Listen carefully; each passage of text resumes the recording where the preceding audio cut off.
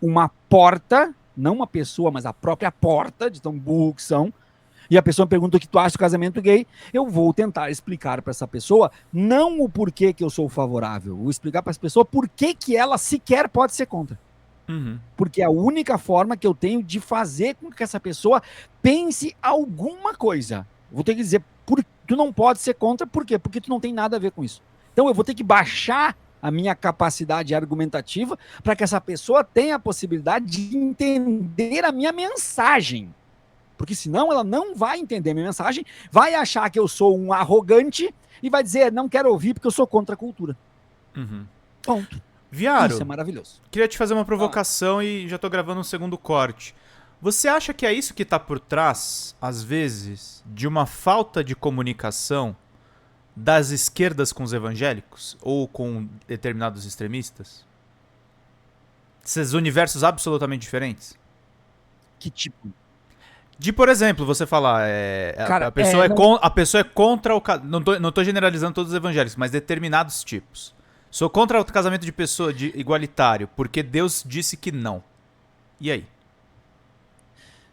Com os evangélicos, eu acho que o problema é um pouco mais complexo, porque eu também percebo culpa do nosso lado na forma do diálogo. Entendi. Tá?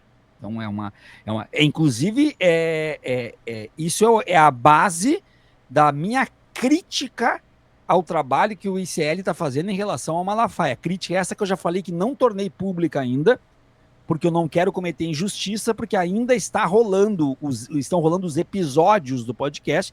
Vai que aquilo que eu estou percebendo a ausência ainda vai ser contemplado nos próximos episódios.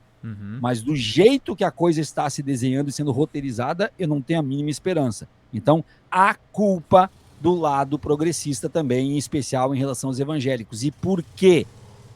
Porque eu não sei por que cargas d'água o nosso campo não aceita colocar a fé num debate com evangélicos. Eu não sei, eu confesso que eu não sei, e isso me incomoda muito, isso me irrita muito. Toda a tentativa de discurso do campo progressista com os evangélicos parte de questões econômicas, parte de questões da desonestidade, dos falastrões, dos magnatas, etc, etc, etc, e não é levado em consideração a fé que está no povo evangélico, que se torna vulnerável a essas pessoas. Então, neste caso, há um erro de discurso que talvez seja motivado por uma espécie de complexo de superioridade quando o assunto é religião. E isso me preocupa. Como que eu chego a essa conclusão? Por diversos aspectos, principalmente pela falta de diálogo da esquerda com os próprios líderes evangélicos progressistas. Pastor Henrique Vieira, Caio Fábio, Berloffa, Sérgio Duzilek, o Ricardo Gondim, principalmente o Sérgio Duzilek e o Ricardo Gondim, porque eles estiveram juntos na campanha, foram consultados pelo núcleo de campanha e depois simplesmente escanteados. Por que escanteados? Porque os que foram colocados no lugar deles são aqueles que são evangélicos, progressistas, mas que estão trabalhando a pauta econômica, a pauta social, etc, etc, etc, etc. Então, isso chega a ser ignorância, isso chega a ser burrice, mas também pode ser visto, e é visto muitas vezes do lado de lá, do lado evangélico, como desrespeito. Quando tu não leva em consideração a fé, tu tá querendo dizer para as pessoas que a fé não é importante, importante é a economia. Tu tá querendo dizer, então, que a tua forma de dialogar com os evangélicos parte da necessidade deles deixarem de ser evangélicos ou deixarem a crença um pouco de lado, resguardada, e trabalhar sem esta fé. Isso não vai acontecer. Isso não vai, isso é impossível de acontecer. A fé movimenta esta parcela da população. Então aí não é uma questão apenas de diferença muito grande dos mundos, dos universos, mas também de falta de entendimento, de falta de sensibilidade, falta de prudência e falta um pouquinho também, em alguns aspectos, de humildade para conversar com esse lado. Eu tenho este medo, porque senão tu tá só combatendo os magnatas da fé. Combater os magnatas da fé, vai entrar um outro magnata no lugar dele. Pode ter certeza. Vem o outro e ocupa o espaço.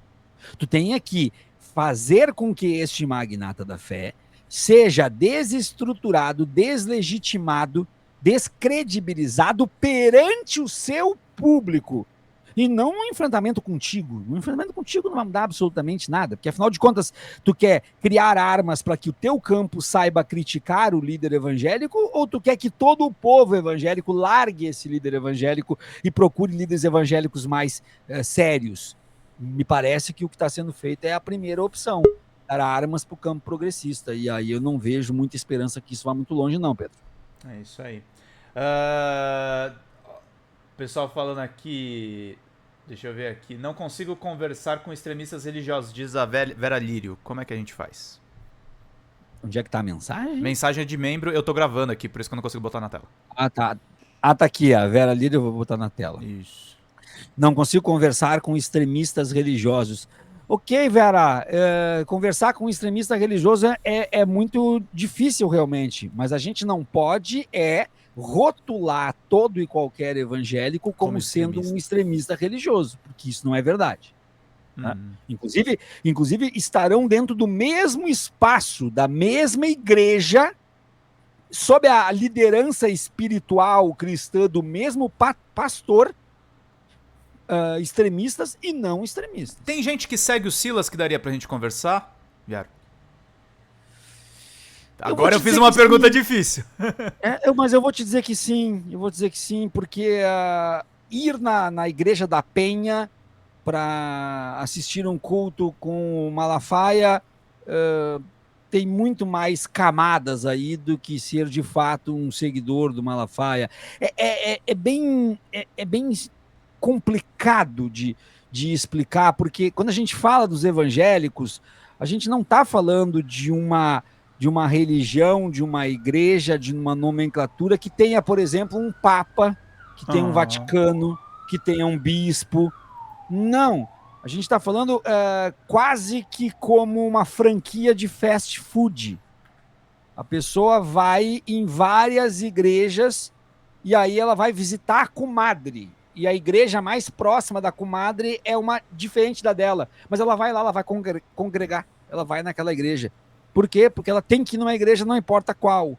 Então, essa é uma situação bem diferente do que falar em relação a católicos, que em especial aqui no Brasil, católicos apostólicos romanos, tu vai, grosso modo, trabalhar com quem é carismático e quem não é carismático.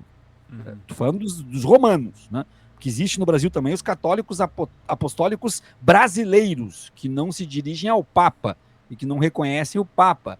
E tem também no Brasil a católica apostólica carismática, que nada tem a ver com a reforma carismática de dentro da romana.